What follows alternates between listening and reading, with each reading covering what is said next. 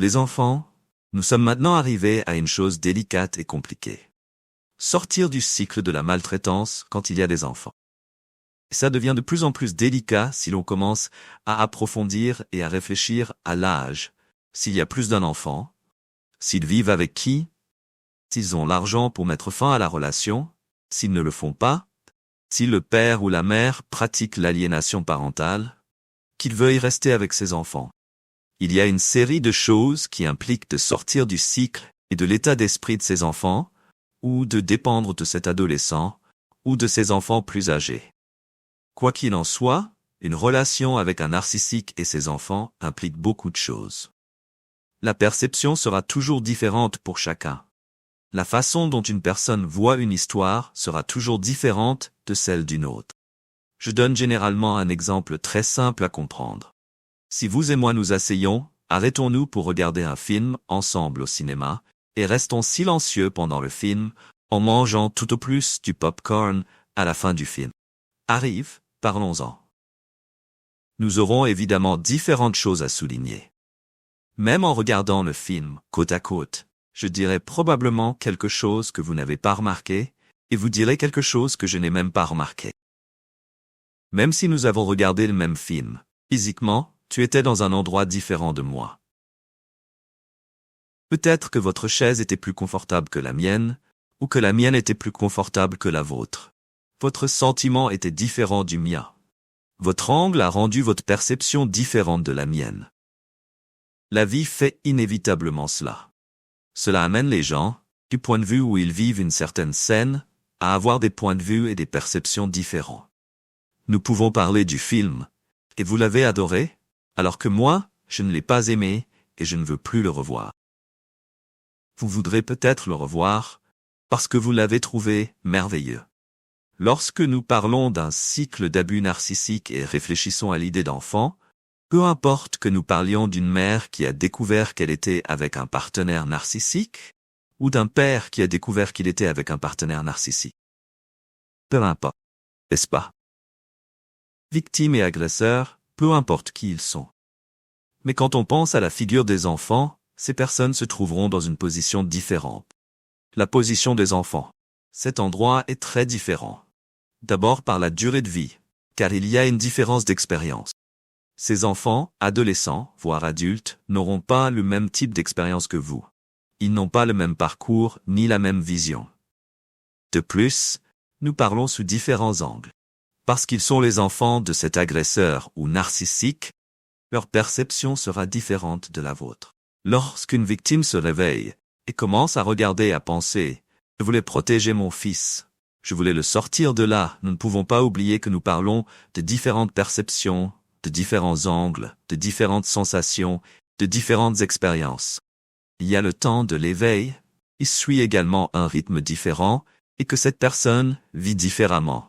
Malheureusement, la manipulation entre également en jeu ici, où les enfants souffrent d'extrême souffrance, subissent une dévalorisation, une triangulation avec d'autres enfants, traitement silencieux entre autres, mais d'une manière différente de ce qui se passe avec la mère ou le père. Ce que je veux dire, c'est que ce sont des angles et des perceptions différents. Donc, l'éveil finit par être différent aussi. Par exemple, dans une relation abusive, où un narcissique a deux victimes, si vous leur donniez le même type d'information, se réveilleraient-elles en même temps? Verraient-ils les mêmes choses en même temps? Parce que nous parlons de manipulation, et cette manipulation se produit de différentes manières et à différents moments. Ils ne se réveillent pas au même rythme. Et souvent, l'un devient même un rival de l'autre. Il faut donc être prudent lorsqu'on pense aux enfants, afin que le père ou la mère ne finisse pas par se retourner contre eux, même s'ils veulent protéger leurs enfants. Parce que, dans son besoin d'aider, l'agresseur est très habile à retourner vos enfants contre vous, à leur faire croire que vous êtes la mauvaise partie de l'histoire. C'est très complexe. On parle du même manipulateur, du même agresseur, mais de victimes différentes, avec des perceptions et des angles différents. Nous devons veiller à ce que les choses soient dites et traitées avec délicatesse et soin. Car une chose est ce que le père ou la mère qui a souffert de certaines choses, capable de supporter. J'ai mis Être capable, entre guillemets, car traverser le cycle d'abus de la part d'un narcissique est une expérience tellement traumatisante et horrible, impliquant des choses si terribles, qu'il est très difficile pour un enfant de l'absorber. Comment un enfant peut-il voir ou savoir qu'un parent fait cela à un autre? Très complexe. Souvent cette information est trop agressive, trop lourde. Un soutien psychologique serait idéal, mais je sais que ce n'est souvent pas possible, car la réalité peut être cruelle, sans ressources financières, où la personne se débrouille avec le peu qu'elle a, isolée de tout. Dans un monde idéal, il devrait y avoir un soutien psychologique. Cependant, dans la réalité, cela n'arrive souvent pas. La personne est occupée à essayer de réintégrer le marché du travail, de générer de l'argent, de s'éloigner de cette relation toxique et abusive. Ce serait formidable s'il y avait un soutien psychologique, car nous parlons d'une situation très complexe. De plus, un agresseur narcissique fera tout pour que la vie de sa victime ne se passe pas bien. Ce « ne pas marcher » est psychologique, moral, financier et culpabilise la victime. Les enfants sont souvent utilisés, car ils constituent le lien entre l'agresseur et la victime.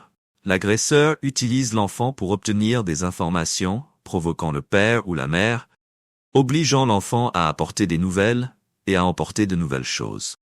C'est très compliqué, car cela met l'enfant dans une position délicate. Quoi de mieux? L'enfant ne sait-il pas, n'a-t-il pas accès à certaines choses qui pourraient être utilisées contre la victime? Le problème n'est pas que votre fils connaisse votre vie, mais dans quelle mesure vous pouvez contribuer à empêcher votre fils de servir d'instrument dans cette guerre. Si vous réalisez que votre enfant est utilisé, vous devez faire tout votre possible pour empêcher que cela ne se produise.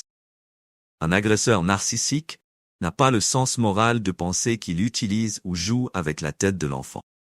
De plus, les accords avec les narcissiques ne peuvent pas être verbaux et doivent être formalisés pour minimiser les risques de frustration. Même ainsi, le narcissique gênera beaucoup, mais avec tout ce qui est documenté, vous pouvez exiger que l'autre partie se conforme également. Quand il y a des enfants, il y a des implications juridiques. Souvent, la victime reste coincée dans l'idée que l'agresseur devrait vouloir participer à la vie de son enfant. Mais cela peut finir par être beaucoup plus pénible pour l'enfant que bénéfique. La victime nourrit l'idée que l'affection pourrait naître ou se maintenir, mais un agresseur narcissique peut utiliser l'enfant pour se promouvoir, entretenir l'image d'un bon père ou d'une bonne mère. Cependant, le narcissique n'établit aucun lien avec ses enfants. Pour lui, son fils est une extension de sa perfection, une projection pour la société. La rivalité avec les enfants est très présente, notamment entre une mère narcissique et une fille. Plus la fille grandit, se démarque et se développe, plus la rivalité s'intensifie. Le narcissique a bien sûr des obligations, et l'enfant y a droit. Mais cette coexistence doit être surveillée de près, car nous parlons de différentes capacités à résister aux abus. Un enfant n'aura pas la structure nécessaire pour résister à ce type d'abus. La destruction de l'estime de soi est un fait. C'est pourquoi, si possible, un soutien psychologique est extrêmement important. Dans une procédure de divorce, c'est crucial, car l'aliénation parentale se produit presque toujours. Un agresseur narcissique entretient toujours son image, surtout dans les relations brisées. La diffamation fait partie du cycle des abus, et ce n'est pas différent avec les enfants. De plus, divorcer d'un narcissique est extrêmement stressant. Il est nécessaire de chercher un avocat qui comprend ce type de divorce, qui finit souvent par être litigieux, et les questions impliquant les enfants sont plus complexes que dans un divorce ordinaire. Ce parcours pour se libérer d'une relation avec un narcissique, lorsqu'il y a des enfants, est complexe. C'est pourquoi nous disons que c'est possible, mais il est beaucoup plus facile de couper le contact. Adoptez le zéro contact ou la technique de la pierre grise. C'est-à-dire lorsque vous maintenez un contact minimal et ne donnez plus votre composante émotionnelle, obligeant le narcissique à chercher une autre source d'approvisionnement. Ce n'est pas simple, mais c'est possible, à condition de rester calme, patient et ferme. Et quand on parle de narcissisme, il ne peut être diagnostiqué que par un psychologue ou un psychiatre.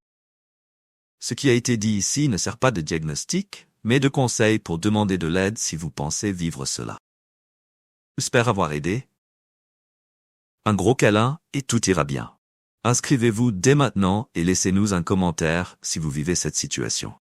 Jusqu'à la prochaine vidéo.